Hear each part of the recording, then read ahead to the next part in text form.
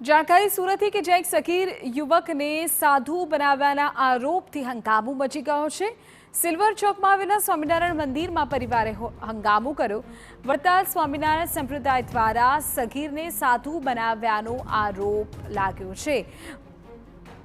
પુત્રનું brain wash કરીને સાધુ બનાવી દેવાનો પિતાએ લગાવ્યો આરોપ।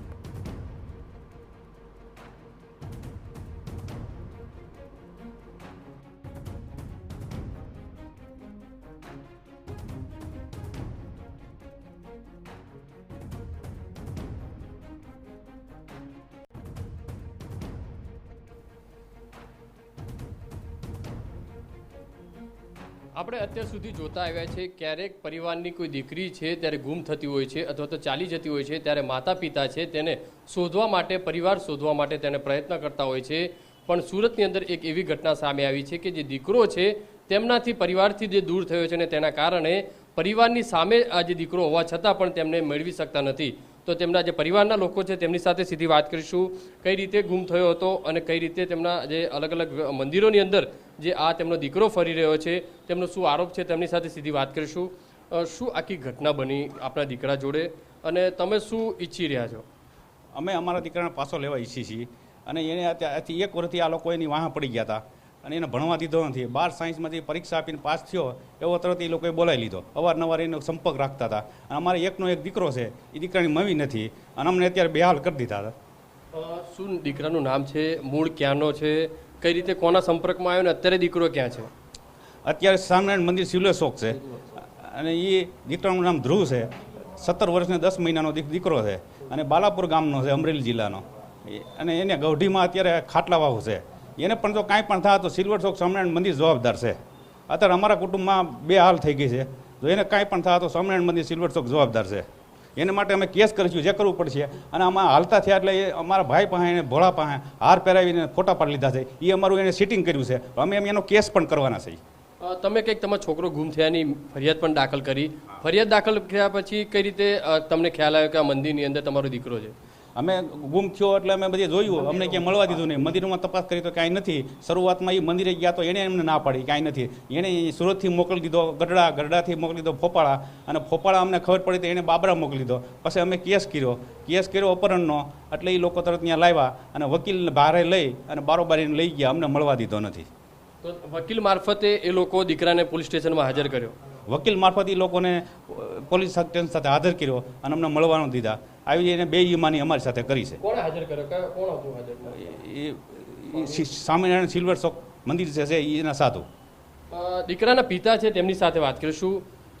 આખરે તમારો દીકરો તમારી નજરની સામે છે પણ તમારી સાથે નથી? હા, મારી સાથે નથી, બરાબર। અત્યારે સિલ્વર ચોક મંદિરે છે, ભક્તિ શંભો સ્વામી કરીને છે, એની પાસે છે। શું આરોપ છે તમારો કે દીકરો અત્યારે તમારી પાસે કેમ નથી આવતો? એ ના પાડે છે। આ લોકો એને શીખવાડતા હોય કે તારે અહીં રહેવાનું, નહીં જવાનું, એવું બધું શીખવાડતા હોય। આપણે જઈએ એટલે કે મારે નથી આવવું। શું કહે છે દીકરો? શું કહે છે? એ કે મારે નથી આવવું, મારે ભક્તિ કરવી છે। ભક્તિ કરવી છે। તો તમને શું લાગે છે કે દીકરો કેમ આવવા નથી માંગતો? કંઈક કારણ હશે? હવે એ લોકોએ કાંઈક કરેલું હોય, કોણ? સ્વામીએ લોકો। શું લાગે છે દીકરો કેમ, માતા પિતા છે, તમે એમના પિતા છે, તમે એના નાના છો, જાઓ છો લેવા તો કેમ નથી આવતો? આ લોકોએ એને ભરમાયો છે, એવો એના મગજમાં એવું બેસાડ્યું છે કે તારા બાપ છે એ બાપ નથી, જે કાંઈ છે એ સ્વામિનારાયણ ભગવાન છે, બરાબર? સ્વામિનારાયણ ભગવાન હાસા, પણ આ લંગોટાઓને એટલી ખબર પડે છે કે આ માવતરની બે હાલ થાય છે એટલી એ કેમ એ રીતે રોકી શકે? અમારી કોઈ રજા કે કોઈ નથી। અત્યારે અમારું કુટુંબ બે હાલ છે। મારા ભાઈ પાસે 7 વીઘા જમીન છે, એ મજૂરી કરીને ખાય છે, એની ઘરવાળી નથી, એકનો એક દીકરો છે। તો આ બે હાલ કરવાની એની કઈ જરૂર છે? તો દીકરો સાધુ બન્યો છે? આ દીકરાને એને ભગતમાં રાખ્યો છે અત્યારે, પણ અમને હોપતા નથી। અમે જઈએ એટલે એમ કે છે લઈ જાઓ અને પાછળથી છોકરાને આમ શીખવાડે તારે અહીંયા નથી જવું એમ। શું માંગ છે તમારી પિતા તરીકે? દીકરાને શું અપીલ છે? અમારે પાછો લઈ આવવાનો છે। દીકરાને શું કહેશો તમે? તો વિયા એમ, બરાબર? જે રીતે પિતાના આંખમાં આંસુ જોવા મળી રહ્યા છે, દીકરો તેમની નજરની સામે છે પણ તેમને ઘરે લઈ નથી જઈ શકતા। તેમનો આરોપ છે કે એક સ્વામિનારાયણ સંપ્રદાયના જે મંદિરની અંદર જે દીકરો છે તેમને જે છે તેમના દ્વારા તેમને ત્યાં રાખવામાં આવ્યો છે અને તેમને આવવા દેવામાં નથી આવતો। ત્યારે જોવાનું રહ્યું કે આખા મામલાની અંદર હવે તેમનો દીકરો જે છે તે કઈ રીતે તેમની સાથે આવે છે કે નહીં તે પણ એક મોટો સવાલ છે। કેમેરામેન સંજય ચંડેલ સાથે બલદેવ સુથાર, TV9 સુરત। તો એક તરફ સુરતની આ ઘટના છે કે જેમાં પિતાની આંખમાં આંસુ છે અને પોતાનો પુત્ર પરત આવે તેની રાહ જોઈને બેઠા છે, તો બીજી તરફ ગીર સોમનાથના મોટા સમઢિયાળામાં આવેલી સ્વામિનારાયણ ગુરુકુળમાં પણ બાળકને સાધુ બનાવવાના ઈરાદે બ્રેન વોશ કરવાના આક્ષેપથી ત્યાં પણ ખળભળાટ મચી ગયો છે।